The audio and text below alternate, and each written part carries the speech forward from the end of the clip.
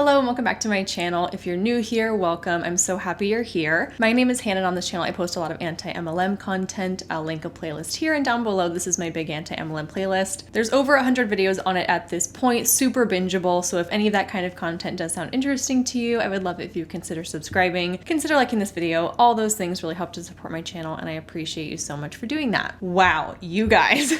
I had exactly zero intention of filming anything today. I'm quite literally in a PJ shirt. My hair is a little bit tangled. I have pretty much no makeup on. My plan for today was to just go through my emails, prep some videos, edit a little bit, really chill. But I opened up my email literally 20 minutes ago and someone just sent me the 2021 MONAT income disclosure statement. This is a big deal. This kind of feels like breaking news, I guess, in the anti-MLM world, which is why I dropped everything I was doing for today. This is the plan. We've been waiting for this income disclosure statement to come out for 5 months at this point. We are 5 months into 2022 and MONAT has really been dragging their feet on releasing their 2021 numbers. I talked about this a little bit in my downfall of MONAT video. This was kind of one of the warning signs I pointed out, like, look, you guys, this is not a good sign. If they're really procrastinating this hard to release the numbers that they already have on hand, there really is no excuse for not releasing them sooner. I explained in that video that it's kind of a hint that maybe these numbers don't paint the company in the best light. In general, as MLM companies get older and older, and especially with a company like MONAT where they've had all of this super rapid growth really quickly, comparing the data from the income disclosures year after year can tell us a very compelling story about what the business opportunity used to offer versus what it's offering now. And let me tell you, I was checking the website nearly every single day to see if they had released the 2021 numbers yet, because I have been dying to compare them to the 2020 numbers. So that's what we're gonna do today. I have both of the income disclosure statements from 2020 and 2021. I looked at them very briefly. I did some brief calculations. They tell a very interesting story. And so that's what we're going to be doing today. Probably a little bit of a shorter video, but a deep dive into these numbers and what they're communicating to us about how this business opportunity is progressing year after year. So the first thing I want to point out is this disclaimer, I guess you could call it, at the very top of the income disclosure statement. And it says the average annual income for all US market partners at all of the ranks, meaning every single person in the whole company, in 2021